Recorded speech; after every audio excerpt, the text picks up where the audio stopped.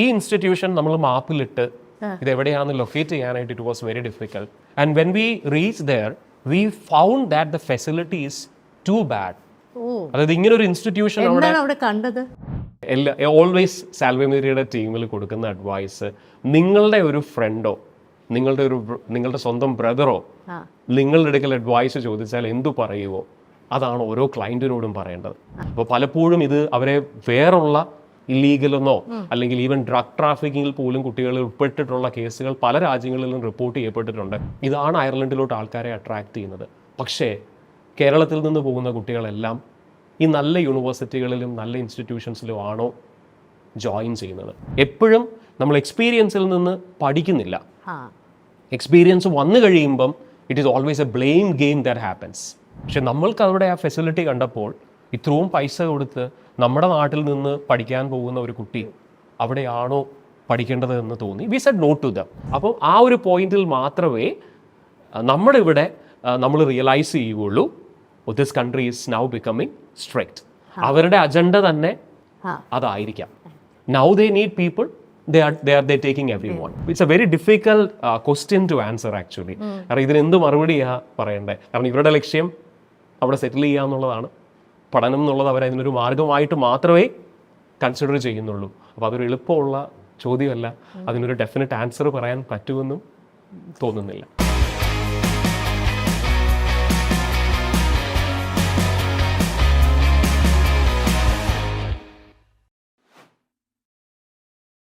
Hello and welcome everybody to the show. ഇന്ന് നമ്മൾ സംസാരിക്കാൻ പോകുന്നത് about the topic of why we should study abroad and ഏതൊക്കെ destinations ആണ്, എങ്ങനെയൊക്കെ നമുക്ക് കാര്യങ്ങൾ തീരുമാനിക്കാം, ഇതിനെക്കുറിച്ചൊക്കെ അറിവ് നൽകാൻ നമ്മളോടൊപ്പം ഉള്ളത് CEO and founder of Salve Maria international mister Bobby Sebastian. Bobby, welcome to the show.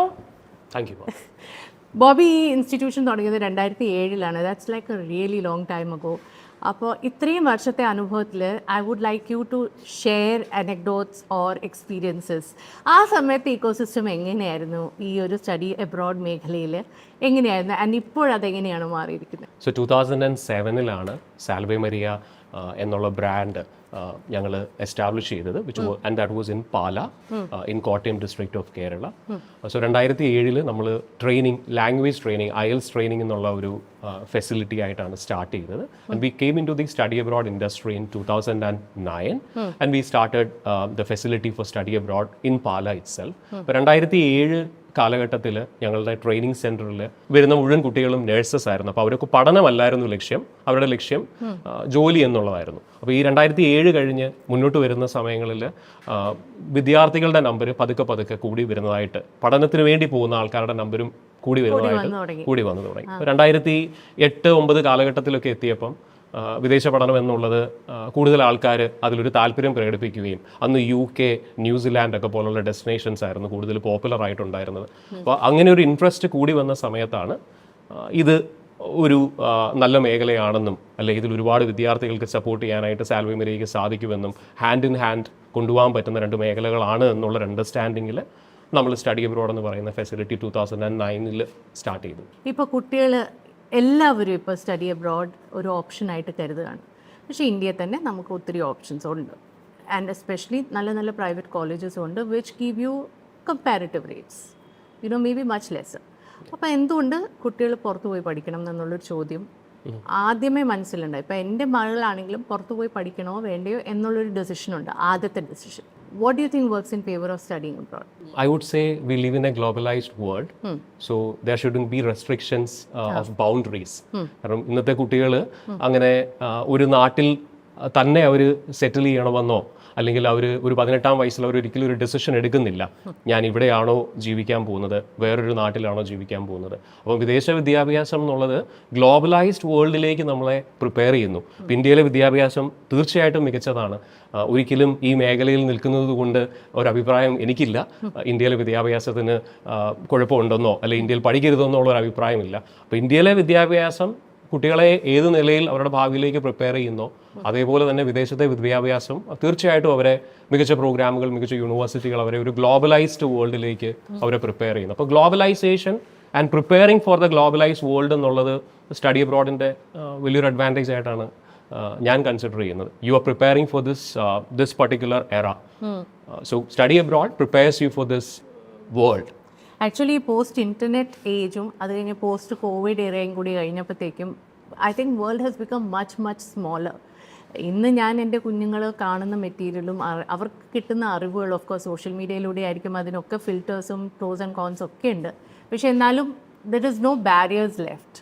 അപ്പോൾ ആ ഒരു കോണ്ടെക്സ്റ്റ് നമ്മൾ നോക്കുമ്പോഴും it seems like a very easy option to go abroad and study. പക്ഷെ അതിലും കുറേ പ്രശ്നങ്ങളുണ്ട്. അപ്പോൾ before we actually get into the conversation to which are the university കോഴ്സസിനെ കുറിച്ചൊക്കെ പറയുന്നതിന് മുമ്പ് പൊതുവെ ഈ ഒരു മേഖലയിൽ വർക്ക് ചെയ്യുമ്പോൾ എന്തൊക്കെയാണ് mistakes that happen from people's end? ഈ ഒരു ഡിസിഷൻസിലേക്ക് എത്തുമ്പോൾ അവരെന്തൊക്കെ തെറ്റിദ്ധാരണകളാണ്, എന്തൊക്കെ മിസ്റ്റേക്സ് ആണ് സംഭവിക്കാറ്? ആക്ച്വലി ഇത് it's all about matching your expectations with reality. അപ്പം ഗ്ലോബലൈസ്ഡ് മാം പറഞ്ഞു ഇൻ്റർനെറ്റിൻ്റെ കാലഘട്ടമാണ്, എല്ലാ ഇൻഫർമേഷനും അവൈലബിൾ ആണ്, കുട്ടികൾക്കെല്ലാം എല്ലാ കാര്യങ്ങളും അറിയാം. പക്ഷെ എന്നിരുന്നാലും റിയാലിറ്റി എന്ന് പറയുന്നത് നമ്മൾ എത്രത്തോളം മനസ്സിലാക്കുന്നോ അതിനനുസരിച്ച് നമ്മുടെ എക്സ്പെക്ടേഷൻസിനെ നമ്മൾ കീപ്പ് ചെയ്യുവാണെന്നുണ്ടെങ്കിൽ എവിടെ പഠിക്കാൻ പോയാലും അല്ലെങ്കിൽ എവിടെ പോയാലും നമ്മൾ ഹാപ്പി ആയിരിക്കും. എക്സ്പെക്ടേഷൻസ് ഉദ്ദേശം എന്താണ്? ഒരു പക്ഷേ ഒരു കുട്ടി ഒരു വിദേശ രാജ്യത്തോട്ട് പഠിക്കാനായിട്ട് പോകുമ്പം എക്സ്പെക്ട് ചെയ്യുന്നത് ഞാനിവിടെ പഠിക്കുന്നു, ഏറ്റവും നല്ല ജീവിതം ഈ പഠനകാലത്ത് എനിക്ക് കിട്ടുന്നു, നല്ലൊരു പാർട്ട് ടൈം ജോബ് എനിക്ക് അവിടെ കിട്ടണു, ഞാൻ ഒരുപാട് പൈസ സമ്പാദിക്കുന്നു, പഠനശേഷം നല്ലൊരു ജോലി എനിക്ക് അവിടെ കിട്ടണു, സെറ്റിൽമെൻറ്റ് PR അത് ഒരു ബുദ്ധിമുട്ടും ഇല്ലാതെ രാജ്യം എനിക്ക് തീർന്നു. ഇതാണ് എക്സ്പെക്ടേഷൻ. റിയാലിറ്റി എന്ന് പറയുന്നത് ഈ അൾട്ടിമേറ്റ് ഗോൾ എന്താണോ അതൊരു പക്ഷേ ഒരു ജോലിയായിരിക്കാം, ചിലപ്പം സെറ്റിൽമെൻ്റ് എന്നുള്ളതായിരിക്കാം. ഇതിലോട്ട് എത്താനായിട്ട് ഒരുപാട് കടമ്പകളുണ്ട്. അപ്പോൾ ഈ കടമ്പകളാണ് ഇതിൻ്റെ റിയാലിറ്റി. അപ്പം കടമ്പകൾ എന്ന് പറയുന്നത് ഒരു പക്ഷേ നല്ലൊരു ജോലി കിട്ടണമായിരിക്കാം. അപ്പോൾ ഈ നല്ലൊരു ജോലി കിട്ടണമെന്നുണ്ടെങ്കിൽ ഏറ്റവും മികച്ച വിദ്യാർത്ഥി ആയിരിക്കണം. പഠനത്തിൽ ഏറ്റവും നല്ല രീതിയിൽ ഫോക്കസ് ചെയ്യുന്ന ഒരാൾക്കേ ഏറ്റവും നല്ലൊരു ജോലിയിലോട്ട് എത്താനായിട്ട് സാധിക്കത്തുള്ളൂ. പഠനകാലത്ത് പാർട്ട് ടൈമിൽ മുഴുവനായിട്ടും ഫോക്കസ് ചെയ്യുന്ന ഒരാൾക്ക് പഠനം നേരെ ചൊവ്വേ കൊണ്ടുപോകാനായിട്ട് സാധിക്കത്തില്ല. അപ്പോൾ സ്വാഭാവികമായിട്ടും പഠനത്തിൽ അവർ കോംപ്രമൈസ് ചെയ്യും, അത് അവരുടെ ജോലിനെ ബാധിക്കും, അത് കഴിഞ്ഞുള്ള അവരുടെ ലക്ഷ്യങ്ങളെയും ബാധിച്ചേക്കാം. അപ്പം ഈ എക്സ്പെക്ടേഷൻ ആൻഡ് റിയാലിറ്റി, അപ്പം നമ്മൾ പോകുന്ന കാലഘട്ടത്തിൽ അല്ലെങ്കിൽ നമ്മൾ ഈ പഠനം എന്ന് പറയുന്ന കാര്യത്തിൽ എത്രത്തോളം നമ്മൾ ഫോക്കസ്ഡ് ആകുന്നോ, എത്രത്തോളം അതിൽ നമ്മൾ ആത്മാർത്ഥമായിട്ട് പരിശ്രമിക്കുന്നോ അത്രത്തോളം ആ രാജ്യത്തെ സാധ്യതകൾ നമുക്ക് കൂടുന്നുണ്ട്. ഇതിൽ എനിക്ക് മനസ്സിലാവാത്ത കാര്യം എന്ന് വെച്ച് കഴിഞ്ഞാൽ എനിക്ക് തന്നെ ആലോചിക്കാൻ വയ്യ. ഇപ്പം ഞാനൊരു പോസ്റ്റ് ഗ്രാജുവേഷനോ ഗ്രാജുവേഷൻ ചെയ്യുകയാണെങ്കിൽ ഒരു ലേമൻ ടേംസിൽ ഞാൻ സംസാരിക്കുക ബോബി, ഇപ്പം ഞാൻ വെളിയിൽ പോയി പഠിക്കുകയാണ്, എനിക്ക് കോളേജിലെ കാര്യങ്ങളെല്ലാം ചെയ്യണം, അവിടെ തന്നെ കുറേയൊക്കെ സെൽഫ് സ്റ്റഡിയും പ്രസൻറ്റേഷൻസ് തന്നെ നമ്മുടെ രീതിയല്ല, ശരിക്കും എല്ലാം തന്നെ ചെയ്യണം, റിസർച്ച് തന്നെ ചെയ്യണം, എല്ലാം ചെയ്യണം. അത് കഴിഞ്ഞിട്ട് നമ്മളൊരു ജോലിക്ക് പോവുക, അവിടെ കിടന്ന് കഷ്ടപ്പെട്ട് അതിനുശേഷം വീട്ടിൽ വന്ന് കുക്കിങ്ങും കാര്യങ്ങളും ക്ലീനിങ്ങും എല്ലാം ചെയ്യുക, പിന്നെ പഠിക്കുക. ഈ ഒരു സൈക്കിളിൽ പെടുക എന്ന് പറയുന്നത് മെൻ്റലി ആൻഡ് ഫിസിക്കലി എക്സോസ്റ്റിംഗ്. ഇതല്ലേ അവിടുത്തെ reality to a lot of kids. What do you see and how can you escape this reality? ഇതിൽ നിന്ന് എങ്ങനെ മാറി നമുക്ക് പഠനത്തെ ശ്രദ്ധിച്ച് അവിടെ കഴിയാം? നമ്മുടെ ആൾക്കാർ അല്ലെങ്കിൽ നമ്മുടെ ജനം എപ്പോഴും എക്സ്പെക്ട് ചെയ്യുന്നത് everything will be easy and I will get the best, I won't have any problem എന്നുള്ള ഒരു എക്സ്പെക്ടേഷനിലാണ് എപ്പോഴും എല്ലാവരും നിൽക്കുന്നത്. അപ്പോൾ ഈ റിയാലിറ്റി അണ്ടർസ്റ്റാൻഡ് ചെയ്യാനായിട്ട് അല്ലെങ്കിൽ എത്ര പറഞ്ഞു കൊടുത്താലും ഒരു കൺസൾട്ടൻസി എന്നുള്ള നിലയ്ക്ക് ചിലപ്പോൾ ഇത് പ്രോപ്പർലി അണ്ടർസ്റ്റാൻഡ് ചെയ്യണമെന്നില്ല. ഫോർ എക്സാമ്പിൾ പറയുകയാണെങ്കിൽ ഇപ്പം അയർലൻഡ് എന്ന് പറയുന്ന ഒരു രാജ്യം അല്ലെങ്കിൽ യൂറോപ്പിലെ പല രാജ്യങ്ങളും നമുക്കിവിടെ നമ്മളെന്തും രാവിലെ 6 മണിക്ക് അല്ലെങ്കിൽ 6 മണി 6:30 മണിക്ക് നമുക്കിവിടെ സൂര്യൻ വരും, വൈകുന്നേരം 6:30 മണി വരെ നമുക്കിവിടെ സൂര്യനുണ്ട്, അല്ലെങ്കിൽ 7 മണി വരെ നമുക്കിവിടെ sunset. We know when the sun rises and when the sun sets. But European കൺട്രികളിൽ അപ്പം ഈ sunset sunrise it changes from season to season. So a student going to a Scandinavian nation should understand winters are going to be harsh there, and there would be seasons where they wouldn't be able to work even part time. അപ്പം ഇതിലേക്കുള്ളൊരു financial planning preparation പ്രോപ്പറായിട്ട് ചെയ്യുവാണ് എന്നുണ്ടെങ്കിൽ definitely they won't have any problem. പക്ഷെ പലപ്പോഴും സംഭവിക്കുന്നത് ഇങ്ങനെ ഒരു climatic difference ഉണ്ട് ഈ രാജ്യങ്ങൾക്കെന്ന് പോലും നമ്മുടെ ഇവിടുന്ന് പോകുന്ന സമയത്ത് കുട്ടികൾ അണ്ടർസ്റ്റാൻഡ് ചെയ്യുന്നുണ്ടാവില്ല. അവർ പ്രതീക്ഷിക്കുന്നത് ചെല്ലുന്ന അന്ന് തൊട്ടേ അവർക്ക് പാർട്ട് ടൈം ജോബ് അവിടെ കണ്ടെത്താൻ സാധിക്കും, അതിൽ നിന്ന് ഏർണിങ്സ് അവർക്ക് കിട്ടും. ഈ സാഹചര്യങ്ങൾ ഇത് അനുകൂലമായി വന്നില്ല എന്നുണ്ടെങ്കിൽ പലപ്പോഴും ഇവർ ബുദ്ധിമുട്ടിൽ പോകാറുണ്ട്. അപ്പം ഇത് നമ്മൾക്ക് പറഞ്ഞു കൊടുക്കാവുന്നത് ഒരു കൺസൾട്ടൻസി എന്നുള്ള നിലയ്ക്ക് ഞങ്ങളെപ്പോലുള്ള ഓർഗനൈസേഷന് പറഞ്ഞു കൊടുക്കാവുന്നത്, when you plan for your studies ensure you have enough money with you. ഇപ്പം ജീവിത ചെലവിന് ഒരു വർഷത്തേക്ക് ഇത്ര രൂപയാണ് വേണ്ടത് എന്നുണ്ടെങ്കിൽ അതിനുള്ള ഒരു സോഴ്സ്, അതിനുള്ളൊരു ഫണ്ട് നമ്മൾ കണ്ടെത്തിയിട്ട് തന്നെ വേണം വിദേശ വിദ്യാഭ്യാസത്തിലേക്ക് നമ്മൾ വിദ്യാർത്ഥികൾ അതിലേക്ക് കടന്നു വരാൻ. കാരണം പലപ്പോഴും പേരൻസ് പറയുന്നത് ഓക്കെ ഞങ്ങൾ ഇത്രയും ഫീസ് അടച്ചിട്ടുണ്ട്, നിങ്ങൾ ബാക്കി അവിടെ ചെന്ന് പാർട്ട് ടൈം ജോബ് ചെയ്ത് ജോലി ചെയ്യുക. പക്ഷേ അവിടെ ഈ എല്ലാ ലോഡും കൂടി താങ്ങാനുള്ള ചിലപ്പം എക്സ്പീരിയൻസ് കാണില്ല, വളരെ ഖുഷിയായിട്ടുള്ള ലൈഫ് ലീഡ് ചെയ്ത ഒരു കുട്ടിയായിരിക്കും, കാലാവസ്ഥ പ്രതികൂലമായിരിക്കും, and it just crumbles them. Mental health becomes a big concern അല്ലേ? What kind of experience did you have in that area, physical health അല്ലാതെ മെന്റൽ ഹെൽത്തിന്റെ area? So this affects 12th grade students more than people who go for studies after undergraduate degree from here. ഇവിടെ നമ്മൾ 18 years ആയ +2 പഠിക്കുന്ന അല്ലെ ഡിഗ്രിയിലോട്ട് enter ചെയ്യുന്ന ഒരു കുട്ടിയോട് ഇവിടെ പലപ്പോഴും പേരൻസ് പാർട്ട് ടൈം ചെയ്ത് ഈവനിങ് നീ ഏൺ ചെയ്യണം എന്ന് പറയാറില്ല. എന്നാൽ വിദേശത്തേക്ക് പോകുമ്പം നാം പറഞ്ഞതുപോലെ തന്നെ വിദേശത്ത് വിദ്യാഭ്യാസത്തിന് പോകുമ്പം ഇനിയുള്ള ചെലവുകൾ പാർട്ട് ടൈമിൽ കൂടെ കണ്ടെത്തണമെന്ന് പറയുന്ന പേരൻസ്, ആ ഒരു അഭിപ്രായം തന്നെ അവിടെ പ്രാക്ടിക്കൽ അല്ല. അപ്പോൾ പേരൻസ് അത് പലപ്പോഴും അണ്ടർസ്റ്റാൻഡ് ചെയ്യുന്നില്ല. ഇവിടെ നിൽക്കുന്ന ഈ കുട്ടി തന്നെയാണല്ലോ അവിടെയും പോകുന്നത്. അപ്പോൾ ഈ ഒരു അണ്ടർസ്റ്റാൻഡിങ് കുട്ടികൾ ചെയ്യുന്നില്ല എന്ന് ചോദിച്ചാൽ തീർച്ചയായിട്ടും ചെയ്യാൻ പറ്റുന്നവരുണ്ട്, ചെയ്യുന്നവരുണ്ട്. ഒരുപാട് കുട്ടികൾ അങ്ങനെ പാർട്ട് ടൈം ചെയ്യുന്നുണ്ടാവാം. പക്ഷേ പ്രിപ്പറേഷനിൽ ഞാൻ മുമ്പേ പറഞ്ഞതുപോലെ തന്നെ ആസ് എ പേരൻറ്റ് നിങ്ങൾ കുട്ടിയുടെ വിദ്യാഭ്യാസത്തിന് വേണ്ടി ഇൻവെസ്റ്റ് ചെയ്യുമ്പം നിങ്ങളുടെ പ്രിപ്പറേഷനിൽ, നിങ്ങളുടെ പ്ലാനിൽ ഈ കുട്ടിക്ക് പാർട്ട് ടൈം ചെയ്യാൻ പറ്റിയില്ല എന്നുണ്ടെങ്കിൽ ആ കുട്ടീനെ സപ്പോർട്ട് ചെയ്യാനുള്ള സഫിഷ്യൻറ്റ് മണി നിങ്ങളുടെ കയ്യിൽ ഉണ്ടാവണം. ഇതാണ് ഞങ്ങൾ ഇപ്പോഴും പറയാറുള്ളത്. മെൻ്റൽ ഹെൽത്തിൻ്റെ കാര്യം മാം ചോദിച്ചത്, ഈ ഫണ്ട് കണ്ടെത്താനായിട്ട് ഇപ്പോൾ പാർട്ട് ടൈം ഇവർക്ക് കിട്ടുന്നില്ല, വീട്ടിൽ പൈസ ചോദിക്കാനുള്ള ഒരു സാഹചര്യം കൂടെ ഇല്ല എന്നുണ്ടെങ്കിൽ സ്വാഭാവികമായിട്ടും കുട്ടികൾ വലിയ രീതിയിൽ അത് ബാധിക്കപ്പെടും. നമ്മൾ പല നാടുകളിൽ നിന്നും പല സമയങ്ങളിലും ഇൻസ്റ്റിറ്റ്യൂഷനുകളിൽ നിന്നും ഒക്കെ നമ്മൾ അപ്ഡേറ്റ് കേൾക്കാറുണ്ട്. കുട്ടികളുടെ മാനസിക നില പല രീതിയിലും ബാധിക്കപ്പെടുന്നു. അവർക്ക് പാർട്ട് ടൈം ചെയ്യാനായിട്ട് സാധിക്കാതെ വരുമ്പം എങ്ങനെ ഫണ്ട് കണ്ടെത്തണമെന്നുള്ളതിൽ അവർക്കറിയില്ല. അപ്പോൾ പലപ്പോഴും ഇത് അവരെ വേറുള്ള ഇല്ലീഗലെന്നോ അല്ലെങ്കിൽ ഈവൻ ഡ്രഗ് ട്രാഫിക്കിങ്ങിൽ പോലും കുട്ടികൾ ഉൾപ്പെട്ടിട്ടുള്ള കേസുകൾ പല രാജ്യങ്ങളിലും റിപ്പോർട്ട് ചെയ്യപ്പെട്ടിട്ടുണ്ട്. കാരണം ആ സാഹചര്യം മോശമാകുമ്പോൾ 18 years ഉള്ളൊരു കുട്ടിക്ക് അവിടെ ഒരു സപ്പോർട്ട് ഇല്ലാത്ത ഒരു നാട്ടിൽ അവരുടെ റിലേറ്റീവ്സോ ഒന്നും അല്ല പേരൻസോ ഒന്നും ഇല്ലാത്തൊരു സാഹചര്യത്തിൽ അവരുടെ ഡിസിഷൻസ് എപ്പോഴും കറക്റ്റ് ആകണമെന്നില്ല. How to identify money for their existence in that country. അപ്പോൾ ഇതൊരു വലിയ പ്രോബ്ലമാണ്. Yeah, and mental health, I think anything to do with health itself is very expensive. ഈ കൺട്രീസിലൊക്കെ നമ്മളൊരു ഹെൽത്ത് സപ്പോർട്ടിന് പോയാൽ വളരെ വളരെ എക്സ്പെൻസീവ് ആയിരിക്കും. Health insurance becomes a big requirement അല്ലേ? അതിനും കൂടി മാറ്റി വെക്കേണ്ട ആവശ്യം. It's a mandatory requirement. Many of these countries would make sure these students have health insurance or medical insurance when they make plans for their studies. Many institutions charge them and provide them with an insurance, so that's a common practice actually. Coming to the fact of the finances, കാരണം നമ്മളിപ്പോൾ പുറത്ത് പോകുന്നത് of course scholarships എന്നുള്ളൊരു വാക്കുണ്ട്, which I feel ഒരു വളരെ vast ആയിട്ടുള്ളൊരു area ആണ്. അതെനിക്ക് ക്ലാരിറ്റി ഇല്ല, അതൊന്ന് എക്സ്പ്ലെയിൻ ചെയ്ത് തരണം. കാരണം എല്ലാ യൂണിവേഴ്സിറ്റീസും സ്കോളർഷിപ്സ് കൊടുക്കുമോ, ആൻഡ് വാട്ട് എക്സാക്ട്ലി ഈ സ്കോളർഷിപ്പ്? അത് ഒരു complete waiver of tuition fee ആണോ, അതിൽ പെർസെൻറ്റേജസ് ഉണ്ടോ, അതെങ്ങനെ കിട്ടാം? പിന്നെ മൂന്നാമത്തെ കാര്യം ലോൺസ്. പലരും സ്റ്റുഡൻറ്റ് ലോൺസിനെ കുറിച്ച് പറയാറുണ്ട്. അപ്പം ഈ സ്റ്റുഡൻറ്റ് ലോൺസ് എത്ര ഫീസിബിൾ ആണ്, എത്രത്തോളം കവർ ചെയ്യും, ഇതിനെക്കുറിച്ചൊന്നും എനിക്കൊരു ധാരണയില്ല. Can you please explain it to me? Academic മെറിറ്റിൽ ഇവരുടെ മാർക്സിൻ്റെ ബേസിസിൽ ലോകത്ത് പല രാജ്യങ്ങളിലും പല ഇൻസ്റ്റിറ്റ്യൂഷൻസിലും കുട്ടികൾക്ക് സ്കോളർഷിപ്പ് അവൈലബിൾ ആണ്. അത് അവർ ഡയറക്റ്റ്ലി അപ്ലൈ ചെയ്താലും ഇനിയും ഏജൻസികൾ വഴി അപ്ലൈ ചെയ്താലും കൺസൾട്ടൻസികൾ വഴി അപ്ലൈ ചെയ്താലും അവർക്ക് ഈ സ്കോളർഷിപ്പിന് ആക്സസ് തീർച്ചയായിട്ടും ഉണ്ട്. പക്ഷേ ഈ സ്കോളർഷിപ്സ് എന്ന് പറഞ്ഞ് നമ്മൾ പലപ്പോഴും ഹൈപ്പ് ചെയ്യുന്നത്, അപ്പോൾ അത്രയും വിദ്യാർത്ഥികൾക്ക് കേരളത്തിൽ നിന്ന് ഞാനൊരു ഇമാജിനേറ്റീവ് ഫിഗറാണ് പറയണം. I'm not saying this is an actual figure. Suppose 25,000 students are going abroad for studies from Kerala. How many of them would be getting scholarship? Maybe 100, maybe 250. Anyway, not beyond 5% of the total students going from here. അപ്പം ഈ 5%-ന് my numbers could be wrong. ഞാൻ ഈ പറയുന്ന percentage ഒരു statistical സ്റ്റഡിയുടെ based ആയിട്ടൊന്നും അല്ല പറയണത്, വെറുതെ ഒരു റാൻഡം ഫിഗർ അണ്ടർസ്റ്റാൻഡിങ്. അപ്പോൾ ഈ 5%-ന് സ്കോളർഷിപ്പ് കിട്ടുന്നുണ്ട് എന്നുള്ളതിനെ ഹൈപ്പ് ചെയ്തായിരിക്കാം പലപ്പോഴും ഒരുപാട് ആൾക്കാരെ ഈ വിദേശ വിദ്യാഭ്യാസത്തിലേക്ക് അട്രാക്ട് ചെയ്യുന്നത്.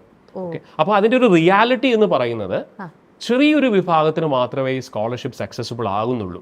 അപ്പോൾ സ്കോളർഷിപ്പ് എന്ന് പറയുന്നത് is A waiver of tuition fee. There are scholarships where you get 100% tuition fee waiver along with some stipend for your living expenses as well. Then there are scholarships like $1,000, $2,000 or 2,000 pounds or 4,000 pounds given by many of the institutions based on certain level of marks, certain level of score in language exams, which they give to a lot of students. ഇപ്പോൾ ഇന്ത്യയിൽ നിന്ന് apply ചെയ്യുന്ന സ്റ്റുഡൻസിന് selected പ്രോഗ്രാമിലേക്ക് India because India in the development index India doesn't rank as good as many other countries. നമ്മുടെ കൺട്രിയിൽ നിന്ന് ചില പ്രോഗ്രാമുകൾ പഠിക്കാൻ പോകുന്ന കുട്ടികൾക്ക് ചില രാജ്യങ്ങളിൽ അവർ ട്യൂഷൻ ഫീയിൽ 35%, 50% ഡിസ്കൗണ്ട് കൊടുക്കുന്നുണ്ട്. But these are all not in huge നമ്പേഴ്സിൽ ഇതില്ല. അപ്പോൾ അത് കണ്ടുകൊണ്ടൊരിക്കലും certainly അതിൽ ലക്ഷ്യം വെക്കാം. We can try for those scholarships, but don't expect everybody is getting those scholarships and going for studies abroad using such scholarships. That brings us to the loan aspect. കാരണം student loans എടുത്തിട്ട് പോകുമ്പോൾ പലപ്പോഴും 100% കോഴ്സിൻ്റെ ചിലവുകൾ അല്ലെങ്കിൽ living എക്സ്പെൻസസോ അതെല്ലാം cover ചെയ്തിട്ടായിരിക്കില്ല സ്റ്റുഡൻറ്റ് ലോൺ എടുക്കുന്നത്. It would be probably 50% or 60%. Is that the right decision to take? അതാണോ ശരിയായ വഴി? ഓർ യു തിങ്ക് കൺസിഡറിങ് അവിടുത്തെ എക്സ്പെൻസസും അവിടുത്തെ ലൈഫ് സ്റ്റൈലും എല്ലാം വെച്ച് നോക്കുമ്പോൾ നമ്മളൊരു 100% ഫുൾ എക്സ്പെൻസിൻ്റെ ഒരു സ്റ്റുഡൻറ്റ് ലോൺ എടുക്കുന്നതായിരിക്കുമോ നല്ലത്? എന്താണ് നമ്മൾ ഏത് ഏരിയ കവർ ചെയ്യാൻ വേണ്ടിയാണ് നമ്മൾ സ്റ്റുഡൻറ്റ് ലോൺ എടുക്കേണ്ടത്? ഏത് രീതിയിലാണ് നിങ്ങൾ ഈ വിദേശ വിദ്യാഭ്യാസത്തിന് വേണ്ടിയുള്ള ഫണ്ട് അല്ലെ ടോട്ടൽ ഫിനാൻഷ്യൽ റിക്വയർമെൻറ്റ് മീറ്റ് ചെയ്യുന്നതെങ്കിലും അതൊരു ലോൺ ആകാം, പേരൻസ് നിങ്ങളെ സപ്പോർട്ട് ചെയ്യുന്നതാകാം, നിങ്ങളുടെ സിബ്ലിങ്സ് നിങ്ങളെ സപ്പോർട്ട് ചെയ്യുന്നതാകാം. എങ്ങനെയാണെങ്കിലും നിങ്ങളുടെ ടോട്ടൽ സ്റ്റഡിയുടെ എക്സ്പെൻസസും ലിവിങ് എക്സ്പെൻസസും ആക്സിഡൻ്റൽ എക്സ്പെൻസസും ഇത് കവർ ചെയ്യുന്ന നിലയിൽ ഫണ്ട് നിങ്ങൾക്ക് അവൈലബിൾ ആയിരിക്കണം. Okay, it could be from a loan or it could be your own money or your parents money. But ഇത് കംപ്ലീറ്റ്ലി കവർ ചെയ്യാനുള്ള ഒരു ഫണ്ട് കണ്ടിട്ട് മാത്രമേ വിദേശ വിദ്യാഭ്യാസം എന്ന് പറയുന്നത് ആലോചിക്കാവുള്ളൂ. ഇതിങ്ങനെ ചിന്തിക്കാത്തത് കൊണ്ടും ഇങ്ങനെ നമ്മളിതിലേക്ക് പ്ലാൻ ചെയ്യാത്തത് കൊണ്ടുമാണ് പലപ്പോഴും ഡിസാറ്റിസ്ഫാക്ഷൻ കൂടുതലായിട്ടും ഈ മേഖലയിൽ വരുന്നത്. കാരണം കുട്ടികളോട് അഡ്വൈസ് ചെയ്യുമ്പം പലപ്പോഴും കൺസൾട്ടൻസീസ് പറയുന്നത് ആദ്യത്തെ സെമസ്റ്ററിലെ ഫീസ് മാത്രം മതി, ബാക്കി നിങ്ങൾക്ക് പാർട്ട് ടൈം ചെയ്ത് ഏൺ ചെയ്യാം, നമുക്ക് പേരൻസിനെ ഡിപ്പെൻഡ് ചെയ്യേണ്ടി വരത്തില്ല. അപ്പോൾ അതൊരു പേരൻസ് കേൾക്കുമ്പോഴും അതൊരു അട്രാക്റ്റീവ് കാര്യമാണല്ലോ. അപ്പം ബിസിനസ് കൺവേർഷൻ ആ ഒരു സ്റ്റുഡൻറ്റിനെ ഒരു ക്ലയൻ്റായിട്ട് കൺവേർട്ട് ചെയ്യാനായിട്ട് ആ കൺസൾട്ടൻസി അവിടെ സക്സീഡ് ചെയ്യുന്നുണ്ട് അങ്ങനെ പറയുമ്പം. പക്ഷേ ആ ക്ലയൻറ്റ് ചിലപ്പോൾ ലേറ്റർ ഡിസാറ്റിസ്ഫൈഡ് ആകുന്നുണ്ടാവുമായിരിക്കാം. ആ വാർത്ത ഒരിക്കലും നമ്മളാരും ശ്രദ്ധിക്കുന്നുമില്ല, അല്ലെങ്കിൽ നമ്മുടെ അറ്റൻഷനിലോട്ട് വരുന്നുമില്ല. അപ്പം എപ്പോഴും ഇതിൻ്റെ ഫണ്ടിങ് പാർട്ട് പറയുമ്പം ടോട്ടൽ എക്സ്പെൻസസ് കവർ ചെയ്യാനുള്ള ഒരു ഫണ്ട് അവൈലബിലിറ്റി നിങ്ങൾക്ക് ഉണ്ടാവണം. അത് ലോൺ ആണെങ്കിലും ലോൺ കംപ്ലീറ്റ് എക്സ്പെൻസസിലേക്ക് എടുത്തു വെക്കുവാണെന്നുണ്ടെങ്കിൽ വേണമെങ്കിൽ ഉപയോഗിക്കാം. നിങ്ങൾക്ക് ഇനി റിക്വയർമെൻറ്റ് വരുന്നില്ല, പാർട്ട് ടൈം ചെയ്യുന്നു, ലിവിങ് എക്സ്പെൻസ് നിങ്ങൾക്ക് തന്നെ മീറ്റ് ചെയ്യാൻ ഒരുപാട് കുട്ടികളല്ല മിക്കവാറും കുട്ടികൾ പാർട്ട് ടൈം ജോലി ചെയ്ത് അവരുടെ ലിവിങ് എക്സ്പെൻസസ് മീറ്റ് ചെയ്യും.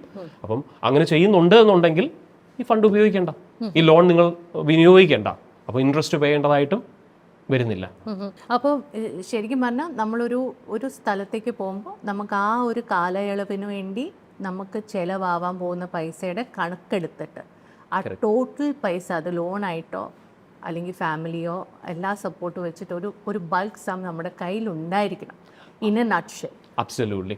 This should be available somewhere and there should be access to this fund if needed. ഇപ്പോൾ എൻ്റെ ജനറേഷൻ്റെ കാര്യം പറഞ്ഞു കഴിഞ്ഞാൽ നമ്മളൊക്കെ പഠിച്ചത് നമ്മുടെ ഒരു ഇന്നേറ്റ് ആഗ്രഹം ഉണ്ടല്ലോ, എനിക്ക് ഈ സബ്ജക്റ്റ് പഠിക്കണം, അല്ലെങ്കിൽ ഇതാണ് എൻ്റെ ആപ്റ്റിറ്റ്യൂഡ്, അല്ലെങ്കിൽ ഇവിടെ ആയിരിക്കും ഒരു പക്ഷേ എനിക്ക് പിടിച്ചു നിൽക്കാൻ പറ്റുന്നത് അല്ലെങ്കിൽ ഷൈൻ ചെയ്യാൻ പറ്റുന്നത് എന്നുള്ളൊരു ഇന്നർ കോളിങ്ങിൻ്റെ ബേസിസിലാണ് നമ്മൾ സബ്ജക്ട്സ് ചൂസ് ചെയ്യുന്നതും ഇൻട്രസ്റ്റിൻ്റെ ബേസിസിലായിരുന്നു ചൂസ് ചെയ്തുകൊണ്ടിരുന്നത് ആൻഡ് ആ ഒരു ലൈനിൽ പെർസ്യൂ ചെയ്യുക. പക്ഷേ ഇപ്പോൾ ഈ സ്റ്റഡി അബ്രോഡ് ഇത്രയും വലിയൊരു സംഭവമായ പിന്നെ ആൻഡ് ഈ PR-ഉം ഇമിഗ്രേഷനും ഒക്കെ വലിയ വലിയ കാര്യങ്ങളായ പിന്നെ എനിക്ക് തോന്നുന്നു പലപ്പോഴും കുട്ടികൾ അവരുടെ ഇന്നർ കോളിംഗ് ഫോളോ ചെയ്യാതെ അവിടെ PR-ന് സ്കിൽ സെറ്റ്സിനനുസരിച്ചാണ് ഇവിടെ ഇരുന്നിട്ട് കോഴ്സസ് സെലക്ട് ചെയ്യുന്നത് without actually truly looking within or maybe taking your time also to decide എന്താണ് എൻ്റെ ശരിക്കുള്ള ആപ്റ്റിറ്റ്യൂഡ്, എൻ്റെ കരിയർ എന്തായിരിക്കണം എന്നൊരു ചിന്ത ഇവിടെ നടക്കുന്നില്ല എന്നുള്ളൊരു സംശയമുണ്ട്. അത് ശരിയാണോ ബോബി? ഇപ്പോൾ ആ ചോദിച്ചതിൻ്റെ മറുപടി പറയുകയാണെന്നുണ്ടെങ്കിൽ ഈ എഡ്യൂക്കേഷൻ കൊണ്ട് ഇവരുടെ ലക്ഷ്യം എന്താണ് എന്നുള്ളത് അപ്പം പലപ്പോഴും ഇപ്പം ചോദിച്ചതിൻ്റെ കുട്ടികൾ വേറൊരു രാജ്യത്തെ സാധ്യതകളെ മനസ്സിലാക്കി ആ മേഖലകളിലോട്ട് ഫോക്കസ് ചെയ്യുന്നു എന്ന് പറയുമ്പം ഈ വിദ്യാഭ്യാസം കൊണ്ട് അവർ ലക്ഷ്യം വെക്കുന്നത് ആ രാജ്യത്തൊരു ജോലിയും ആ രാജ്യത്ത് സെറ്റിൽ ചെയ്യുക എന്നുള്ളതുമാണ്. അപ്പം അങ്ങനെ ഒരു ആലോചനകൾ അല്ലെ അങ്ങനെ ഒരു പ്ലാനുകൾ വരുമ്പോഴാണല്ലോ ഞാനിവിടെ എന്തു പഠിച്ചു എന്നുള്ളതും എൻ്റെ ലക്ഷ്യങ്ങൾ അല്ലെ എൻ്റെ ആഗ്രഹങ്ങൾ എന്നുള്ളത് മാറ്റി നിർത്തി ആ രാജ്യത്ത് എന്താണോ റിക്വയർമെൻ്റ് എന്നുള്ളത് നോക്കി പ്രോഗ്രാമുകളിലോട്ട് പോകുന്നത്. അപ്പം ഇത് റെക്കമെൻഡഡ് ആണോ അല്ലയോ എന്നുള്ള ചോദ്യത്തിന് ഒരു വിഭാഗം നമ്മുടെ സ്റ്റുഡൻറ് കമ്മ്യൂണിറ്റി അല്ലെ parent community, generally community for them international education എന്ന് പറയുന്നത് വിദേശത്ത് സെറ്റിൽ ചെയ്യാനുള്ള ഒരു മാർഗമായിട്ടാണ് അവരതിനെ പരിഗണിക്കുന്നത്. അപ്പോൾ പലപ്പോഴും ഒരു കൺസൾട്ടൻസി ഒരു ഓഫീസിൽ വന്ന് ഇപ്പോൾ സാൽവേ മരിയ പോലുള്ള ഒരു ഓഫീസിൽ വന്ന് സംസാരിക്കുമ്പം അവർ ചോദിക്കുന്നത് എൻ്റെ ഈ മേഖലയിൽ എനിക്ക് ഏറ്റവും ഉചിതമായിട്ടുള്ള അടുത്ത പ്രോഗ്രാം ഏതാണ് എന്നുള്ളതിന് പകരം എനിക്ക് ഈ രാജ്യത്ത് സെറ്റിൽ ചെയ്യാൻ ഏത് പ്രോഗ്രാം പഠിച്ചാൽ സാധിക്കും. അപ്പം ഈ രണ്ട് ചോദ്യങ്ങളുടെയും മറുപടി രണ്ടാണ്. ഈ ആദ്യത്തെ ചോദ്യം ചോദിക്കുകയാണ് എൻ്റെ ഈ മേഖലയിലെ മികച്ച പ്രോഗ്രാം ഏതാണ് എന്ന് ചോദിക്കുന്ന ഒരു കുട്ടി വളരെ ഫോക്കസ്ഡ് ആണ്. ആ കുട്ടിക്ക് ആ മേഖലയിലാണ് പഠിക്കേണ്ടത്, അയാൾക്ക് അതിലാണ് അയാളുടെ ഭാവി അയാൾ കാണുന്നത്. അപ്പം ദിസ് പേഴ്സൺ ഇനി അയാൾ പോകുന്ന രാജ്യത്ത് സപ്പോസ് ആ മേഖലയിൽ ഒരു ജോലിയേ ഉള്ളെങ്കിലും ഈ ആൾക്ക് ചിലപ്പം ആ ജോലിയിൽ എത്താനുള്ള കഴിവ് കണ്ടേക്കാം, ഷോർട്ടേജ് അവിടെ ഇല്ലെങ്കിലും. ജനറലി പറഞ്ഞ രണ്ടാമത് പറയുന്ന ആ വിഭാഗം, ഏത് പഠിച്ചാലും എനിക്ക് കുഴപ്പമില്ല എന്ന് പറയുന്ന ആ ഒരു വിഭാഗം, അവരുടെ ഫോക്കസ് ഇമിഗ്രേഷൻ എന്നുള്ളത് വരുന്നത് ഈ ഗ്രൂപ്പിലാണ് എപ്പോഴും ചലഞ്ച് വരുന്നത്. കാരണം ഇവർക്ക് കൊടുക്കുന്ന അഡ്വൈസ്, ഇപ്പോൾ ഒരു കൺസൾട്ടൻസി, ഏത് കൺസൾട്ടൻസിയും ആയിക്കോട്ടെ, അവരവരോട് ഈ പറയുന്ന സ്റ്റുഡൻറ്റിനോട് അല്ലെ പേരൻറ്റിനോട് പറയുന്ന മറുപടി അന്ന് സംസാരിക്കുമ്പോഴുള്ള സാഹചര്യങ്ങളുടെ മാത്രം ബേസിസിലാണ്. അപ്പം ഒരുപക്ഷെ ഈ കുട്ടി പഠിക്കാൻ പോകുന്നത് ഒരു ഡിഗ്രി പ്രോഗ്രാം ആണെങ്കിൽ 4 വർഷത്തിന് ശേഷം ഈ ഡിഗ്രി കംപ്ലീറ്റ് ചെയ്യുമ്പം ആ രാജ്യത്തിൻ്റെ അവസ്ഥയെ മാറിയിട്ടുണ്ടാവാം. അപ്പം അങ്ങനെ വരുമ്പോൾ ഈ 4 വർഷം കഴിഞ്ഞ് കുട്ടി ചിന്തിച്ച് നോക്കുമ്പോൾ എനിക്ക് താല്പര്യമില്ലാത്തൊരു പ്രോഗ്രാം ഞാൻ പഠിച്ചു, എന്തിനാ പഠിച്ചത്? അവിടെ ജോലി കിട്ടാനല്ലേ, അവിടെ സെറ്റിൽ ചെയ്യാനാണ്. എൻ്റെ ഇൻട്രസ്റ്റ് ഞാൻ കൺസിഡർ ചെയ്തോ? ഇല്ല. ഇപ്പം ഇന്ന് നോക്കുമ്പോൾ അവിടെ ജോലി അവസരമുണ്ടോ? ഇല്ല. നിയമങ്ങളെല്ലാം മാറി. അപ്പം ഇതൊരു വലിയൊരു കോംപ്ലിക്കേറ്റഡ് ഏരിയ ആണ്. സോ ഗിവിങ് അഡ്വൈസ് എന്ന് പറയുന്നത് I would say is extremely difficult. If you ask me at a personal level what should be the focus എന്ന് എന്നോട് ചോദിച്ചാൽ, keeping Salve Maria apart, okay, എന്നോട് ചോദിക്കുകയാണ് what would be the right program for a student, I would say study in the field where you have that passion. You will become successful. World needs people in every sector, not just nurses, not just doctors. We need people in IT, we need people in arts, we need people in social work, we need people in every sector. We need people.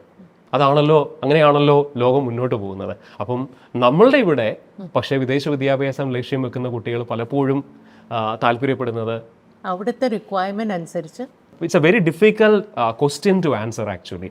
കാരണം ഇതിന് എന്ത് മറുപടിയാ പറയണ്ടേ? കാരണം ഇവരുടെ ലക്ഷ്യം അവിടെ സെറ്റിൽ ചെയ്യുക എന്നുള്ളതാണ്. പഠനം എന്നുള്ളത് അവർ അതിനൊരു മാർഗമായിട്ട് മാത്രമേ കൺസിഡർ ചെയ്യുന്നുള്ളൂ. അപ്പോൾ അതൊരു എളുപ്പമുള്ള ചോദ്യമല്ല, അതിനൊരു ഡെഫിനറ്റ് ആൻസർ പറയാൻ പറ്റുമെന്നും തോന്നുന്നില്ല.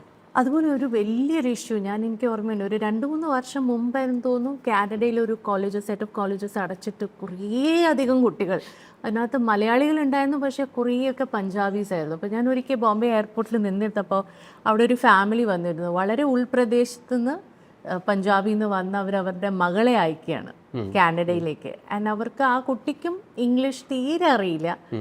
ഫാമിലി വളരെയധികം എന്താ പറയുക, ഫാമിംഗ് ഗ്രാമീണ കമ്മ്യൂണിറ്റി എന്നാണ് നമുക്ക് മനസ്സിലാക്കുക. അപ്പോൾ അവരുടെ ഫുൾ ഹോപ്പ് ഈ കുട്ടിയുടെ മുകളിലാണ്. അവരുടെ ഫുൾ കുടുംബം മുന്നോട്ട് കൊണ്ടുപോകാൻ പോകുന്നത്, ഫാമിലിയെ എലിവേറ്റ് ചെയ്യാൻ പോകുന്ന ഈ കുട്ടിയാണ്.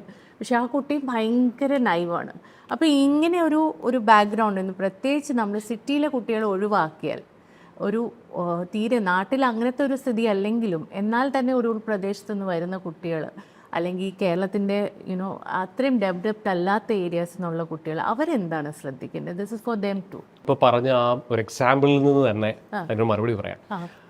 ഇപ്പോൾ ആ ബോംബെ എയർപോർട്ടിൽ കണ്ടുമുട്ടിയെന്ന് പറയുന്ന കുട്ടി, ഞാൻ വിചാരിക്കുന്നത് ക്യൂബക്ക് എന്ന് പറയുന്ന കാനഡയുടെ പ്രോവിൻസിലെ പ്രൈവറ്റ് കോളേജുകളിൽ ഏതെങ്കിലും പഠിക്കാൻ പോയ ഒരു വിദ്യാർത്ഥി ആയിരിക്കും എന്നുള്ളതാണ് ഞാൻ അനുമാനിക്കുന്നത്. കാരണം 2018-19 കാലഘട്ടത്തിൽ കാനഡയിലെ ക്യൂബക്ക് എന്ന് പറയുന്ന പ്രോവിൻസ് പ്രൈവറ്റ് ഇൻസ്റ്റിറ്റ്യൂഷൻസ് ഒരുപാട് കേരളത്തിൽ നിന്നും ഇന്ത്യയിൽ നിന്നും മുഴുവനായിട്ടും ഒരുപാട് കുട്ടികളെ റിക്രൂട്ട് ചെയ്യാനായിട്ട് ട്രൈ ചെയ്തു എന്നല്ല ചെയ്തു. ക്യൂബക്കിലെ പ്രൈവറ്റ് ഇൻസ്റ്റിറ്റ്യൂഷൻസ് കുട്ടികൾക്ക് കൊടുത്തിരുന്ന അട്രാക്ഷൻ ആഴ്ചയിൽ ഒരു ദിവസം മാത്രമേ ക്ലാസ് ഉള്ളൂ, ബാക്കിയുള്ള ദിവസങ്ങൾ മുഴുവൻ ഇവർക്ക് പാർട്ട് ടൈം വർക്ക് ചെയ്യാം, കാര്യമായിട്ട് നിങ്ങൾ പഠിക്കേണ്ടതായിട്ട് വരത്തില്ല. അപ്പോൾ ഈ Quebec private institutions whoever approached us for recruitment, we said no to them. If you ask me why we said no to them, was it anticipating problems which happened in 2022? No, it was not anticipating all those problems. 2022 ഒരുപാട് പ്രശ്നങ്ങളുണ്ടായി. ഈ Quebec ഇൻസ്റ്റിറ്റ്യൂഷൻസിന്റെ ഒരുപാട് illegal ആയിട്ടുള്ള അല്ലെങ്കിൽ unprofessional ആയിട്ടുള്ള കാര്യങ്ങൾ കൊണ്ട് ഒരുപാട് പ്രശ്നങ്ങൾ, ആയിരക്കണക്കിന് ഇന്ത്യൻ വിദ്യാർത്ഥികൾ ബാധിക്കപ്പെട്ടു. 2019 ഞങ്ങൾ എന്തുകൊണ്ട് ഈ ക്യൂബക് ഇൻസ്റ്റിറ്റ്യൂഷൻസിനോട് നോ പറഞ്ഞു എന്ന് ചോദിച്ചാൽ, reason is very simple. Number 1, അവർ പറഞ്ഞിരുന്നത് ആഴ്ചയിൽ ഒരു ദിവസമേ ക്ലാസ് ഉള്ളൂ, പഠിക്കേണ്ടതായിട്ടേ വരത്തില്ല. സാൽവേ മരിയ എന്ന് പറയുന്ന പ്രസ്ഥാനത്തോട് ഏതെങ്കിലും ഒരു institution, B it A university or A college, ഇങ്ങനെ പറഞ്ഞാൽ ഞങ്ങൾ അവിടെ തന്നെ അവരോട് നോ പറയും, ഞങ്ങൾ അവർക്ക് വേണ്ടി റിക്രൂട്ട് ചെയ്യത്തില്ല. അപ്പോൾ 2019 ഞങ്ങൾ റിക്രൂട്ട് ചെയ്യത്തില്ല എന്ന് പറയുകയും സോഷ്യൽ മീഡിയയിൽ ആ കാലഘട്ടത്തിൽ തന്നെ സാൽവേ മരിയയുടെ ഒരു പബ്ലിക് സോഷ്യൽ മീഡിയ പോസ്റ്റ് ഉണ്ട്. We said no to Quebec private institutions, Kerala students, be careful. There was a post, okay, we shared it in the public domain. അപ്പം ഇത് പറഞ്ഞിട്ടും കേരളത്തിൽ നിന്ന് ഒരുപാട് കുട്ടികൾ അതിന് പോയി. കാരണം അന്ന് അവർക്കും ലക്ഷ്യങ്ങളിൽ ക്ലാസ് അറ്റൻഡ് ചെയ്യാതെ പാർട്ട് ടൈം വർക്ക് ചെയ്യാവുന്നൊക്കെ ഉള്ളത് സ്വാഭാവികമായിട്ടും കുട്ടികൾ അട്രാക്റ്റഡ് ആവുമല്ലോ, കാരണം അവരുടെ ഏജ് അതാണ്. അവർക്ക് അങ്ങനെ പറയുമ്പോൾ നമുക്ക് ഒരിക്കലും പറയാൻ പറ്റുകയില്ല അതൊരു തെറ്റായ കാര്യമാണെന്നുള്ളത്. അപ്പോൾ 2022 ഈ പല എല്ലാം, ഐ വുഡൻറ്റ് സേ പല, most of these Quebec institutions closed down.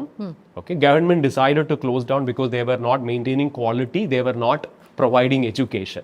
അപ്പോൾ ഇത് ക്ലോസ് ഡൗൺ ചെയ്തപ്പം അന്ന് അവിടെ ഫീസ് പേ ചെയ്ത് സ്റ്റുഡൻസ് ആയിട്ട് എൻറോൾഡ് ആയിട്ടുണ്ടായിരുന്ന കുട്ടികളെല്ലാം ബാധിക്കപ്പെട്ടു. അപ്പം 2019 സ്റ്റാർട്ട് ചെയ്ത ആ ഒരു കാര്യം 2022 ഷട്ട് ഡൗൺ ചെയ്തത്. 4 വർഷം ആയിരക്കണക്കിന് കുട്ടികൾ അവിടെ പഠിച്ചു. അമ്മ കണ്ടുമുട്ടിയത് ബോംബെയിലുള്ള സ്റ്റുഡൻറ്റ് ഈ ഗ്രൂപ്പിലുള്ള ഒരു സ്റ്റുഡൻ്റ് ആയിരിക്കാം.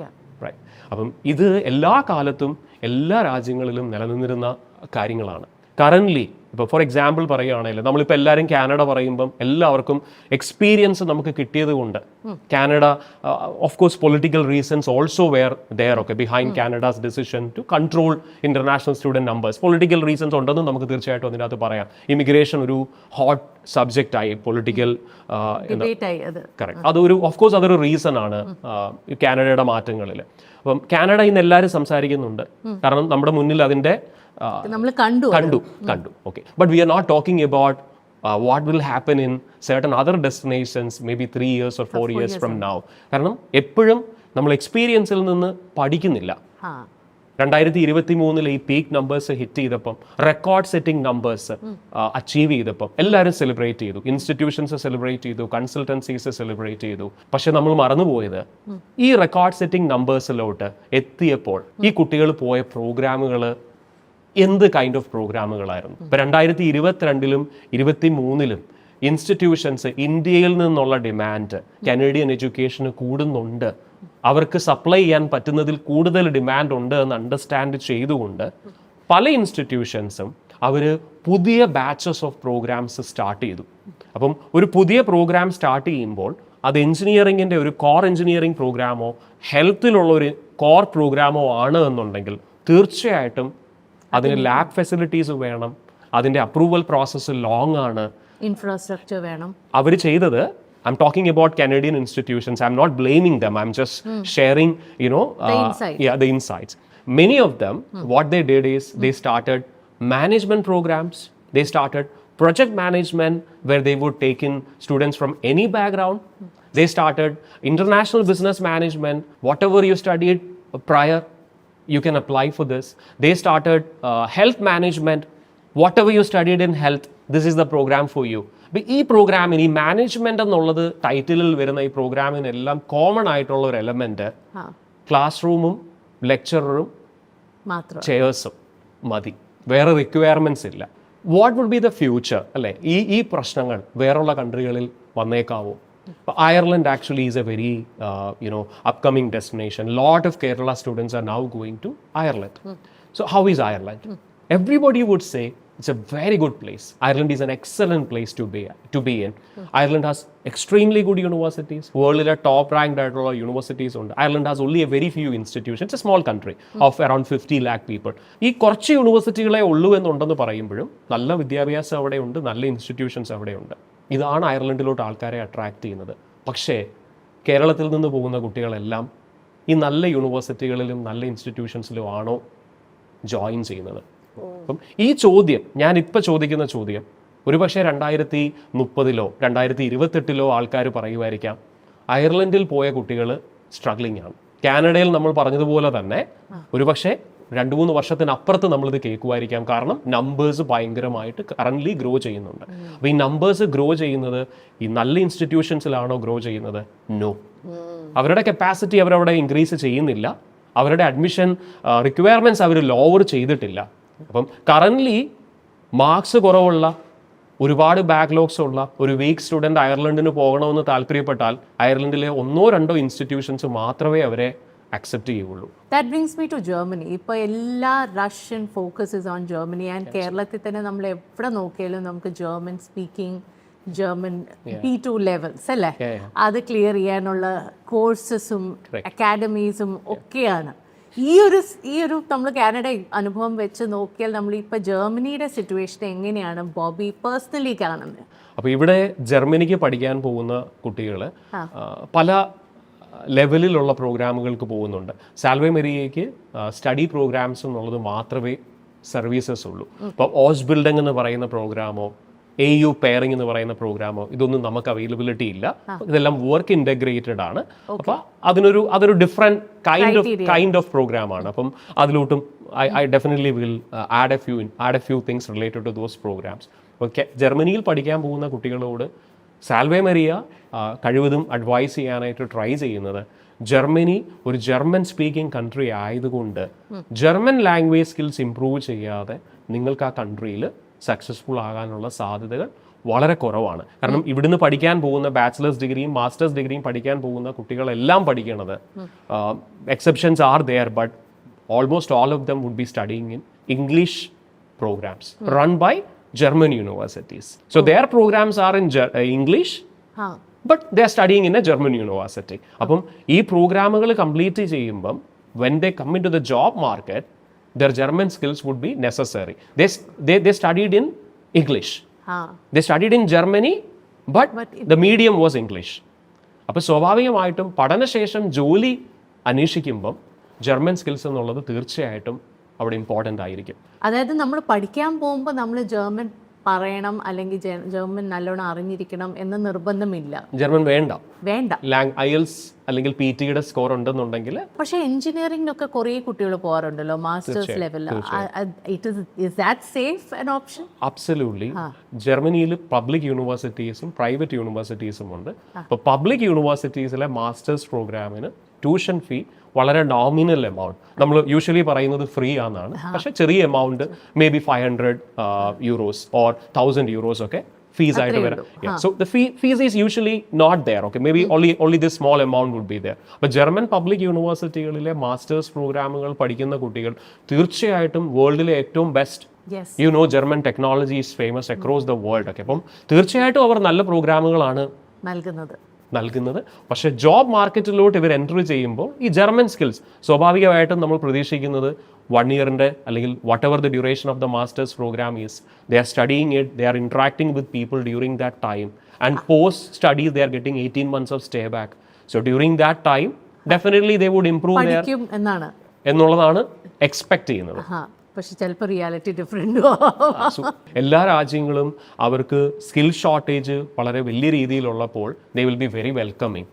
And once they overcome that, once they know they are going to overcome it, then they would start that filtration process where they would say yes to the best candidates and no to others. അപ്പോൾ ആ ഒരു പോയിന്റിൽ മാത്രമേ നമ്മുടെ ഇവിടെ നമ്മൾ realise ചെയ്യുകയുള്ളൂ this country is now becoming strict.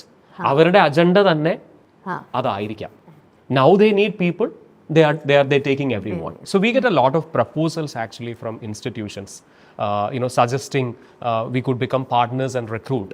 ഫ്രാൻസിലെ ഒരു ഇൻസ്റ്റിറ്റ്യൂഷൻ്റെ പ്രപ്പോസൽ കിട്ടിയതിന് ശേഷം we try our level best to visit institutions, especially when the institutions are new.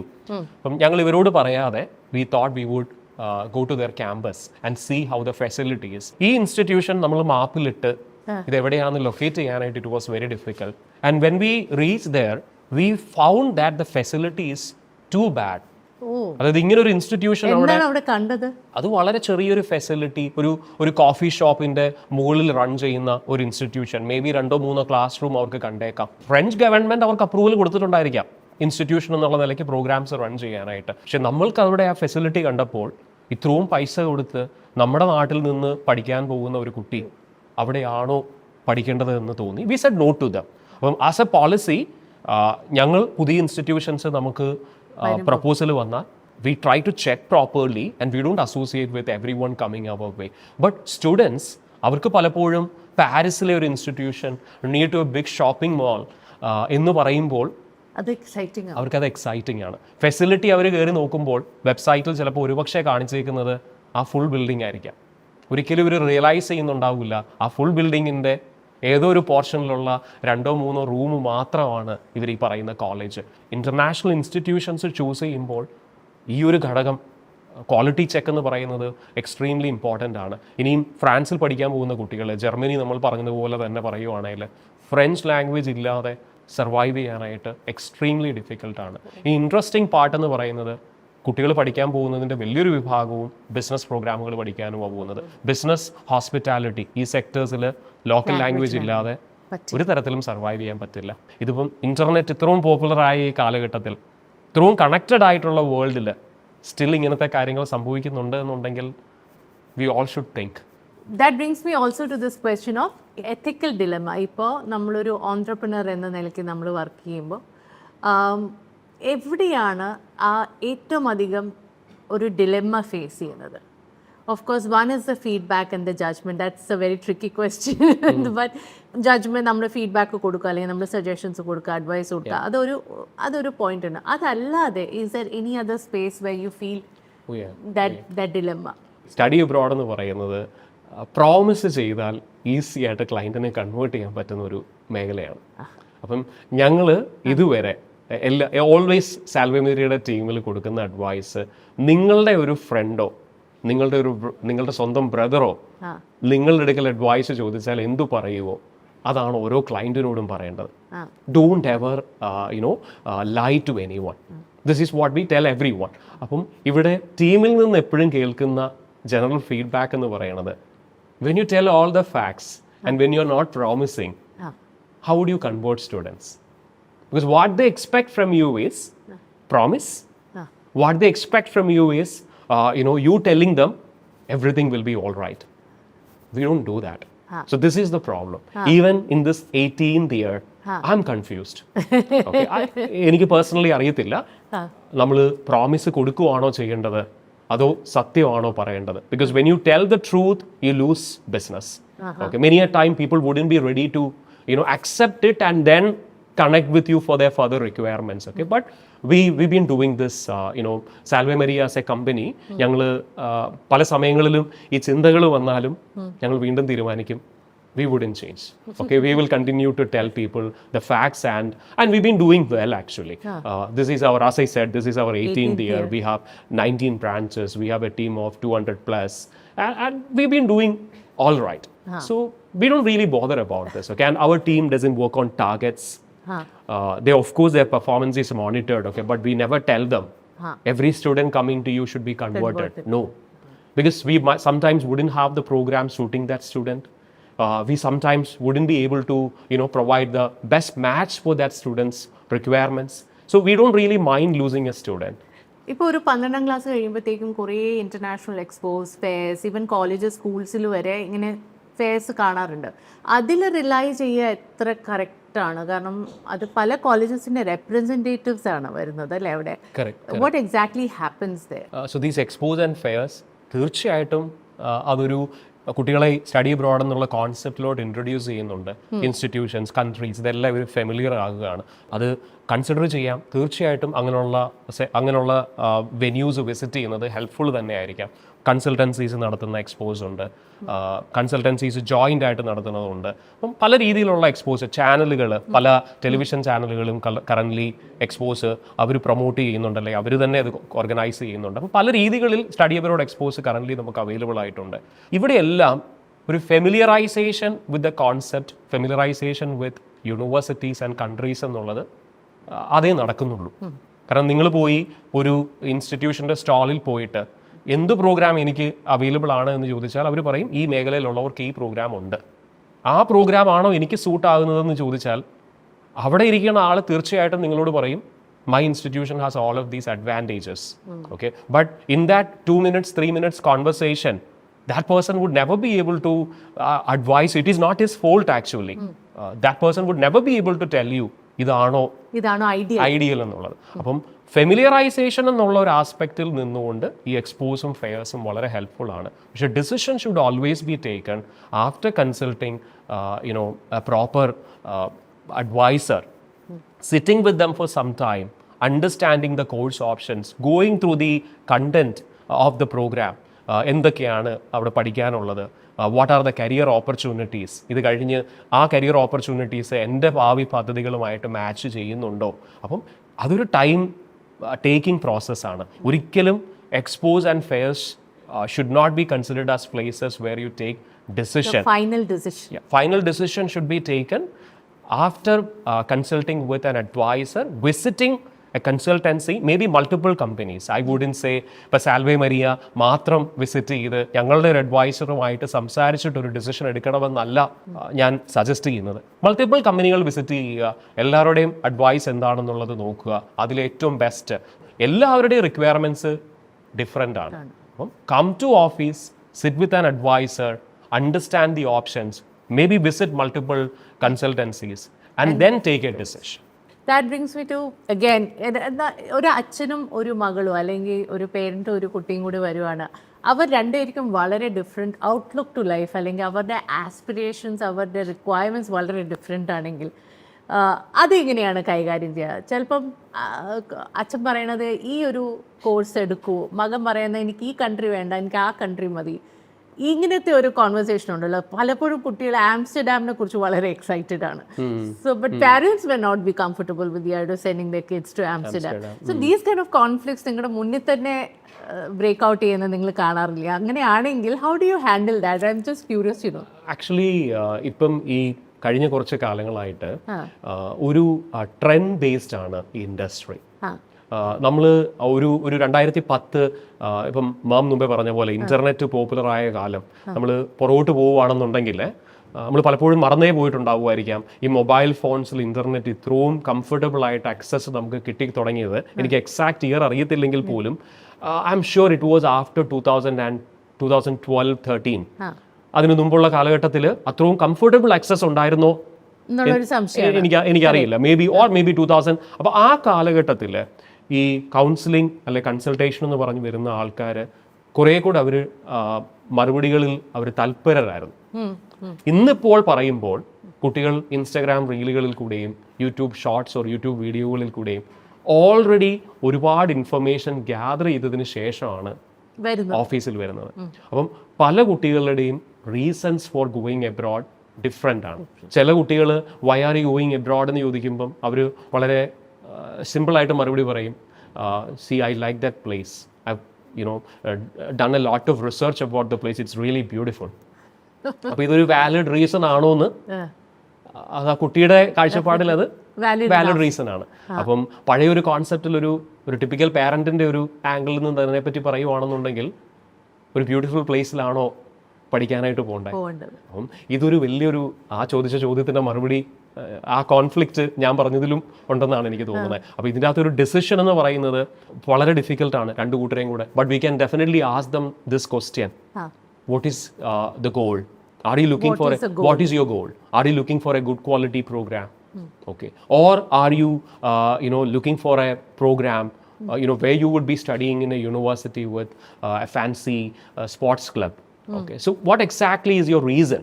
അപ്പം ഈ റീസൺ എന്താണ് എന്നുള്ളത് ഈ പാരന്റിനെയും കുട്ടീനെയും ഒരുമിച്ച് എത്തിക്കാൻ സാധിച്ചാൽ മേ ബി അത് ടാക്കിൾ ചെയ്യാനായിട്ട് പറ്റുമായിരിക്കാം. But I am sure it would be a difficult thing because everybody, even kids are inform these days. Or what is the most absurd reason, ഏറ്റവും അബ്സേർഡ് ആയിട്ടുള്ള reason for studying in a college or a place? അതെന്താണ് ബോബി ഈ എക്സ്പീരിയൻസിൽ കേട്ടിട്ടുള്ളത്? So the most interesting, I wouldn't say absurd, but something interesting we have recently come across is someone was telling I would like to go to South Korea for my studies. Okay. South Korea is trying to actually attract international students. They are changing a lot of policies. But when we asked the student, what exactly is your reason?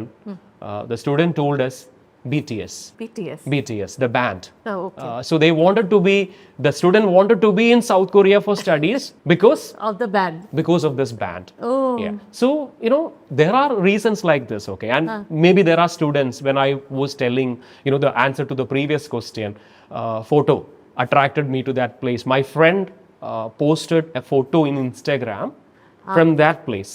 So I want to go there. Okay, it's beautiful. And take a photo there. Take a photo there. So it depends a lot actually on how much money they have, how much money their parents have at disposal for this particular kid. ബോബിയുടെ beginnings വെച്ചാൽ എവിടെയൊക്കെയോ പുറത്ത് പോയി പഠിക്കണം എന്നൊരു ആഗ്രഹത്തോടെ തുടങ്ങി, ലൈഫിലെ സിറ്റുവേഷൻസിൽ നിന്ന് ഒരു ബിസിനസ് തുടങ്ങി, വളരെ സക്സസ്ഫുൾ ആയിട്ടുള്ള ഒരു ബിസിനസ് കഴിഞ്ഞ 17-18 വർഷമായിട്ട് ബോബി കൊണ്ട് നടക്കുന്നു. സോ ബോബിയുടെ കാഴ്ചപ്പാടിൽ ബോബിക്ക് ഏറ്റവും ഗ്രാറ്റിഫൈഡിങ് ആയിട്ടുള്ള എക്സ്പീരിയൻസ് എന്തായിരുന്നു? Or what is that? ഇന്നും ഈ ഒരു ബിസിനസ് കൊണ്ട് നടക്കുമ്പോൾ നമ്മുടെ മനസ്സിൽ എന്തെങ്കിലും ഒരു സാധനം കാണുമല്ലോ, ഒരു പേർപ്പസ് കാണുമല്ലോ നമ്മൾ പുള്ളി എന്നത്, അതെന്താണ് ബോബിക്ക്? ഐ വുഡ് സേ, ഞാൻ ജനറലി പറയാറുള്ളത്, ഞാൻ ബിസിനസ് ചെയ്യുന്ന പേഴ്സണൽ സൈഡിൽ നിന്ന് ആദ്യം പറയാം. ഓക്കെ, അതിനുശേഷം ഒരു ഓവറോൾ ആയിട്ടൊരു അഭിപ്രായം പറയാം. പേഴ്സണൽ സൈഡിൽ ഞാൻ എപ്പോഴും പറയാറുള്ളത്, ഞാൻ ജോലി ചെയ്യുന്നത് ജീവിക്കാൻ വേണ്ടിയാണ്. അപ്പം ഞാൻ ജീവിക്കാൻ വേണ്ടി ജോലി ചെയ്യുമ്പോൾ എന്നോട് ആരൊക്കെ കണക്റ്റഡ് ആവുന്നോ അവർക്കാർക്കും അതുകൊണ്ട് ഒരു ബുദ്ധിമുട്ടും ഉണ്ടാവാൻ പാടില്ല. അപ്പോൾ ഇതൊരു വലിയൊരു തോട്ട് അല്ലെങ്കിൽ പോലും ആർക്കും നമ്മളെ കൊണ്ട് ബുദ്ധിമുട്ടുണ്ടാകരുത്. When I say because of me എന്ന് പറയുമ്പോൾ I am talking about my organisation as well. അപ്പം ഞങ്ങളോട് കണക്റ്റഡ് ആകുന്ന ആർക്കും ഞങ്ങളെ കൊണ്ടൊരു ബുദ്ധിമുട്ടുണ്ടാകരുത് എന്നുള്ളൊരു ചിന്ത വരുമ്പോൾ തന്നെ ഒരു പരിധി വരെ ഞങ്ങൾ പ്രോബ്ലംസ് ക്രിയേറ്റ് ചെയ്യുന്നതിൽ നിന്ന് മാറുന്നുണ്ട്. അപ്പം ഇതാണ് ജനറലി ഒരു കാലഘട്ടം വരെ അവർ organisation was a reflection of me and the quality. My wife is also involve in this business. So ഞങ്ങളുടെ ക്യാരക്ടർ എന്താണോ, ഞങ്ങളുടെ ചിന്താരീതികൾ എന്താണോ, അതുമായിട്ടൊരു പരിധി വരെ കണക്റ്റഡ് ആയിരുന്നു ഈ ഓർഗനൈസേഷൻ ഫോർ സം ഇയേഴ്സ്. കാരണം ഞങ്ങൾ റിസ്കുകൾ ഒഴിവാക്കാൻ താല്പര്യപ്പെടുന്നവരാണ്. ഈ പറയുന്ന ഒരു കാര്യത്തിൽ ഒരു റിസ്ക് ഉണ്ട് എന്ന് പറഞ്ഞാൽ വി വിൽ തിങ്ക് 100 times. അപ്പം ഇത് തന്നെ നമ്മളോടൊരു ഇൻസ്റ്റിറ്റ്യൂഷൻ ഒരു പ്രോഗ്രാം പ്രപ്പോസ് ചെയ്യുവാണ്, ഈ പ്രോഗ്രാമിലേക്ക് ഒരു 100 സ്റ്റുഡൻസിനെ റിക്രൂട്ട് ചെയ്യുക എന്ന് പറഞ്ഞാൽ we would automatically think about, because we are like that, what is the risk in this? Okay, so we wouldn't say yes very easily. അപ്പോൾ അത് ഒരു പരിധി വരെ ഞങ്ങളുടെ ബിസിനസ്സിൻ്റെ പോളിസി ഫോർമേഷനും ഞങ്ങളുമായിട്ട് കണക്ട് ചെയ്തിട്ടുള്ള ആദ്യകാല ക്ലയൻസിനെയൊക്കെ ഒരുപാട് ഹെൽപ്പ് ചെയ്തിട്ടുണ്ട്. Because of how we avoided risk and they also were safe from benefited they also as a result of. Absolutely. ഇതാണ് ഒരു പരിധി വരെ ആദ്യകാലങ്ങളിൽ അല്ലെ കുറേ വർഷങ്ങളിൽ ഞങ്ങളെ മുന്നോട്ട് കൊണ്ടുവന്നത്. ഇതിനുശേഷം when we had a team, when we started creating a team around us, Salve Maria always wanted to hire, I wouldn't say എൻ്റെ ടീമിലുള്ള ആൾക്കാർ ഇവരാണോ ഈ മാർക്കറ്റിലെ ഏറ്റവും ബെസ്റ്റ് ആൾക്കാരെന്ന് ചോദിച്ചാൽ ഞാൻ ഒരു പക്ഷേ പറയുമായിരിക്കാം they are all really good, but I would say they're the most dedicated people. So ഞാൻ എപ്പോഴും Salve Maria as an organization quality ആൾക്കാർക്ക് അത് നമുക്ക് ബിൽഡ് ചെയ്തെടുക്കാൻ പറ്റും. പക്ഷേ അവരുടെ internal content, how they are, their integrity, ഇത് നമുക്ക് ക്രിയേറ്റ് ചെയ്യാൻ സാധിക്കത്തില്ല. സോ അവർ team whom I have with me right now, everybody, hand-picked people whom we meet. Every interview is done by my wife. She meets everyone before hiring them. Salma ആണ് HR handle ചെയ്യുന്നത്. Salma takes care of the HR department and she meets everyone and we have a discussion with them and we try to bring in people who can relate with this concept of Salve Maria, where we provide people with the best service and where we do not offer everything, but whatever we offer we try to ensure we do the best preparation and we do not trouble people. And we haven't troubled people. That's what I would claim as a speciality of Salve Maria. We haven't troubled people. We haven't done a lot of things. Why? We were confused. Because people might land in trouble because of that. Absolutely. Yeah. സാൽവേ മരിയനെ പറ്റി അല്ലെ അതിൻ്റെ ഒരു ജേർണിനെ പറ്റി പറയുകയാണെന്നുണ്ടെങ്കിൽ അന്നും തുടങ്ങിയ കാലത്തും ഞങ്ങൾ ഇങ്ങനെയാണ്. തുടങ്ങിയ കാലത്തും നമുക്കൊരു ട്രെയിനിങ്ങിന് ഒരു കുട്ടി ഇപ്പോൾ ഒരുപക്ഷെ ഞാൻ ഈ സംസാരിക്കുന്നത് 2007, 2008 or even prior to that language ട്രെയിനിങ്ങിൽ ഞാൻ പരിചയപ്പെട്ടിട്ടുള്ള ആരെങ്കിലും കേട്ടാൽ ഇന്ന് പോലും കോൺഫിഡൻ്റ് ആയിട്ട് എനിക്ക് പറയാൻ പറ്റും അവർക്ക് വേണ്ടി എത്രത്തോളം ആത്മാർത്ഥമായിട്ട് പരിശ്രമിക്കാവോ അത്രത്തോളം ആത്മാർത്ഥമായിട്ട് ഞങ്ങൾ പരിശ്രമിച്ചിട്ടുണ്ട്. അപ്പം അതൊരിക്കലും അതാണ് ഞങ്ങളെ വളർത്തിയത്. അപ്പം തീർച്ചയായിട്ടും ഹാർഡ് വർക്കാണ് ഞങ്ങളെ വളർത്തിയത്. അതായത് ഞങ്ങൾക്കൊരു റിയലൈസേഷനും ഉണ്ടായിരുന്നു ഞങ്ങളുടെ ചുറ്റുമുള്ള ആൾക്കാരെല്ലാം ഞങ്ങളെക്കാരും മിടുക്കരാണ്. I came into business at my age of 23 before even touching 24. So ആ കാലഘട്ടത്തിൽ ഒരുപാട് കാര്യങ്ങൾ ചെറുപ്പമാണ്. ഇത് നമ്മൾ ചുറ്റുപാടുമുള്ള ആൾക്കാർ ആർ മോർ ക്വാളിഫൈഡ്. അപ്പോൾ ഇവരുടെയൊക്കെ മുന്നിൽ നമുക്ക് പിടിച്ചു നിൽക്കാൻ പറ്റുമോ? അപ്പം നമുക്ക് തന്നെ അറിയായിരുന്നു ഒത്തിരി പോരായ്മകളുണ്ട്. അപ്പോൾ ഈ പോരായ്മകളെ ഓവർകം ചെയ്യാനുള്ള ഏക വഴി ഹാർഡ് വർക്ക് ആയിരുന്നു. So we have worked hard and even today we work hard. And I'm sure you will keep working hard for all the students that you meet and send Nice abroad for studying. It was lovely talking to you, Bobby. Same here. ഒത്തിരി കാര്യങ്ങൾ, lots of lovely information and experiences that you narrated. അതിന് ഒത്തിരി thanks and I'm sure all of you will benefit from this conversation. Thank you.